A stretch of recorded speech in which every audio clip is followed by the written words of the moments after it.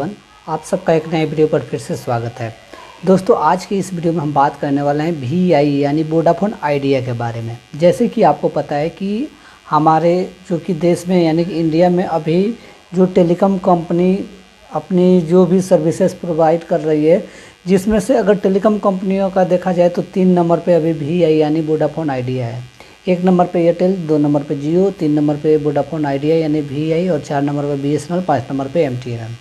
तो हम इसमें बात करने वाले हैं VI और BSNL से रिगार्डिंग जो अपडेट है उसके बारे में। जैसे कि आपको पता है कि जो निजी कंपनियां हैं इसमें आपको एयरटेल, जियो और VI है। लेकिन VI यानी वोडाफोन आइडिया एक निजी कंपनी यानी प्राइवेट कंपनी होते हुए भी काफ़ी लॉस में है, यानी कि काफ़ी जो कि कर्जे में डूबी हुई है। जिस कर्ज को जो कि मैनेज करने के लिए काफ़ी बार जो कि सरकार से भी बात की वोडाफोन आइडिया वाले कंपनी ने, और काफ़ी जो कि इसके काफ़ी सारे ऐसे केस भी थे जो कि कोर्ट में शामिल थे। तो यहाँ पे बात किया जा रहा है कि जो कुछ केस थे जो कि कर्ज जो माफ़ करने की जो याचिका दायर की गई थी जो कि कोर्ट में, वहाँ से जो कि क्या हुआ है कि उसको कैंसिल कर दिया गया है। अब यहाँ पे बात ये आती है कि क्या अब भी जो कि VI यानी वोडाफोन आइडिया पूरी तरह से बंद हो जाएगी, या जो कि जो सरकार की तरफ से जो कर्ज मिली हुई है वोडाफोन आइडिया को यानी कि VI को, उससे सरकार अपने अंडर में VI यानी वोडाफोन आइडिया को लेकर के BSNL के साथ मर्ज करके चलाएगी। इसके ऊपर अपडेट निकल के आ रहे हैं। तो अगर आप भी जो कि VI यानी वोडाफोन आइडिया के सिम कार्ड यूज करते हैं तो इस वीडियो को बिना स्किप किए आखिरी तक देखिएगा, और कमेंट में जो कि #VI और #BSNL ज़रूर टाइप कीजिएगा। नमस्कार दोस्तों, मैं पंकज शर्मा, आपका मेरे चैनल पे बहुत बहुत स्वागत है। चैनल पे नए तो चैनल को सब्सक्राइब करके बेल आइकन को प्रेस कर लें। तो चलिए स्टार्ट करते हैं।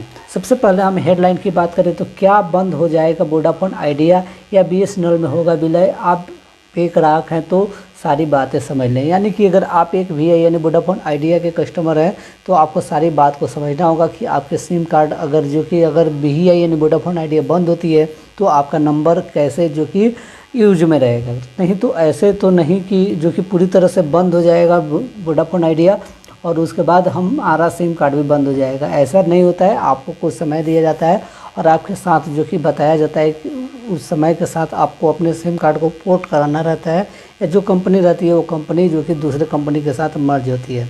तो यहाँ पे VI यानी वोडाफोन आइडिया शुरू से ही एक दम पे नहीं रहा। पहले वोडाफोन था, आइडिया था, उससे पहले भी काफ़ी सारे कंपनियां थी जिसको मर्ज कर करके चल रही थी। अभी आपको पता है कि वोडाफोन अलग था, आइडिया अलग था, दोनों मिलाकर के VI यानी वोडाफोन आइडिया बना। तो ऐसे जैसे कि मैंने आपको बताया कि काफ़ी सारे कंपनी को जो कि एक साथ काम की, वोडाफोन और आइडिया अलग अलग कंपनियों के साथ, उसके बाद जो कि यहाँ पे फाइनली वोडाफोन आइडिया यानी VI बन कर के अभी चल रहा था। लेकिन यहाँ पे अब ये हो गया कि अब आने वाले समय में लग रहा है कि अगर सरकार ने इनके कर्ज को माफ़ नहीं की तो हो सकता है कि सरकार VI यानी वोडाफोन आइडिया को लेकर के BSNL के साथ मर्ज भी कर सकती है। तो आगे की अपडेट में हम बात करें तो चलते हैं अपडेट में।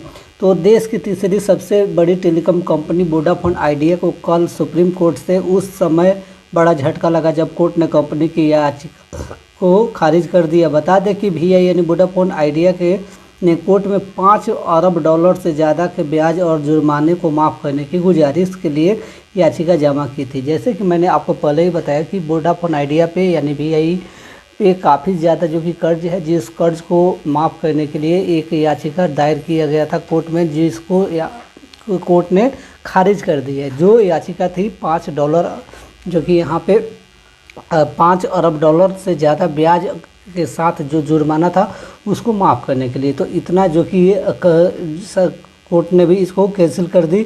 अब यहाँ पे बात किया जाता है तो इसके बाद ही कंपनी ने सुप्रीम कोर्ट को रुख किया, और अब जब कोर्ट से VI यानी वोडाफोन आइडिया को कोई भी किसी भी तरह का राहत नहीं मिल रही तो सवाल उठ रहे हैं कि क्या VI बंद हो जाएगा या इसको विलय BSNL में हो जाएगा। अगर आप भी VI यानी वोडाफोन आइडिया के ग्राहक हैं तो आपको यहाँ पे जान लेना चाहिए कि अब आपका क्या होने वाला है। ठीक है, तो यहाँ पे सबसे बड़ी खबर है कि यहाँ पे जो कि इसके जो कर्ज थे उस कर्ज को और रद्द कर दी गई है।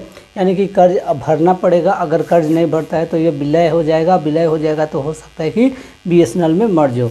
बता दें कि वोडाफोन आइडिया पर 83,400 करोड़ रुपए की एजीआर लाइबिलिटी है। इसमें से 12,797 करोड़ रुपए का मूल बकाया बाकी है। वहीं जो कि 28,294 करोड़ रुपए ब्याज भी कंपनी पर बाकी है। इसके अलावा 6,012 करोड़ रुपए जुर्माना और 11,151 करोड़ रुपए का जुर्माने पर ब्याज भी इस रकम में शामिल है। ऐसे में वीआई के सीईओ अक्षय मुंडना ने सरकार को बताया कि वीआई को किसी भी तरह का राहत नहीं मिलने की सूरत में कंपनी दिवालिया हो सकती है। यानी कि अब यही देखने को मिल रहा है कि कंपनी की अब दिवालिया हो सकती है। दिवालिया यानी कि कंपनी जो भी कर्ज किसी भी कंपनी के ऊपर रहता है वो कर्ज को नहीं जो कि भर पाती है तो उस कंपनी का हकदार कोई और हो जाता है। आगे की तरफ बात किया जाए तो यहाँ पे हमें देखने को मिलता है कि ऐसे में कंपनी साल 2025 से 26 के बाद अपने ऑपरेशन चालू नहीं रख पाएगी। यानी कि ऐसे अगर स्थिति रहा तो 2025 चल ही रहा है तो 2025 के आखिरी या 2026 के शुरुआत तक हमें देखने को मिलेगा कि ये कंपनी पूरी तरह से बंद हो जाएगी। तो ऐसे में जो कि क्या होगा कि ऐसे में अगर कंपनी बंद होती है तो उसके 20 करोड़ से अधिक ग्राहक को जो कि तगड़ा झटका लगेगा। अभी भी इसके पास जो कि 20 करोड़ से ज़्यादा ग्राहक हैं, लेकिन यहाँ पे यह तीसरी टेलीकॉम कंपनी है जो कि इंडिया की, और बात किया जाए तो कर्ज में काफ़ी ज़्यादा डूबी हुई है। तो यहाँ पे अगर यह जो कि कंपनी का कहना है कि क्योंकि वीआई में 49% जो कि यहाँ पे हिस्सेदारी सरकार की है, इसलिए उसे तमाम ब्याज और बकाया छूट देनी चाहिए। तो यहाँ पे जो वीआई है इसमें हिस्सेदारी में देखा जाए तो 49% हिस्सेदारी जो कि यहाँ पे सरकार की है। तो इसलिए बोला जा रहा है कि बीएसएनएल में हो सकता है कि ये मर्ज हो जाए, क्योंकि यहाँ पे बीएसएनएल एक जो कि सरकारी टेलीकॉम कंपनी है। तो हो सकता है कि अगर जो कि कर्ज नहीं माफ़ करती है सरकार तो यहाँ पे सरकार इस कंपनी को ले करके बीएसएनएल के साथ मर्ज करे। बात करें तो क्या बीएसएनएल में होगा वीआई का विलय, यानी कि वीआई में मर्ज होगा, सॉरी यहाँ पे क्या जो कि बीएसएनएल में वीआई मर्ज होगा, इसके ऊपर हम बात करते हैं। तो सरकार चाहे तो पहले की तरह वीआई यानी वोडाफोन आइडिया के और अधिक शेयर खरीद करके उसे वित्तीय राहत दे सकती है, लेकिन फिलहाल कंपनी की 49% हिस्सेदारी पहले से ही सरकार के पास है। ऐसे में अगर सरकार और शेयर खरीदती है तो वीआई एक जो कि सरकारी कंपनी ही बन जाएगी। इस सूरत में सरकार दो सरकारी टेलीकॉम कंपनियां चलाने से बेहतर वीआई का बीएसएनएल में विलय कर सकते हैं। तो जैसे कि ऑलरेडी जो कि सरकार के पास बीएसएनएल एक कंपनी है, अगर वीआई को लेती है तो दो टेलीकॉम कंपनी हो जाएगा। तो दो टेलीकॉम कंपनी को चलाने से अच्छा उन दोनों टेलीकॉम कंपनी को एक साथ मर्ज करके चलाएगी। तो इससे इसका सब्सक्राइबर्स बेस जो रहेगा बीएसएनएल का, वो सब्सक्राइबर्स बेस बढ़ जाएगा। जिसकी अब यहाँ पे बात करें तो इससे बीएसएनएल का कस्टमर बेस काफ़ी बढ़ जाएगा, जैसे कि मैंने आपको पहले ही बताया, और यह वह तीसरी सबसे बड़ी टेलीकॉम कंपनी बन जाएगी। बता दें कि वीआई का इतिहास विलय से जुड़ा हुआ है। जैसे कि मैंने आपको शुरुआती में ही बताया कि वीआई यानी वोडाफोन आइडिया जो है कि काफ़ी जगहों पे मर्ज काफ़ी सारे कंपनियों के साथ हो करके इस दौर तक पहुंची है। तो बस एक छोटी सी जानकारी निकल के आ रही थी वोडाफोन आइडिया की तरफ से। क्या आपको लगता है कि वोडाफोन आइडिया बीएसएनएल के साथ मर्ज हो पाएगी या नहीं हो पाएगी? आप इस वीडियो के नीचे कमेंट करके ज़रूर बताइएगा। तो फिर मिलते हैं कैसे नई वीडियो के साथ, तब तक जय हिंद जय भारत।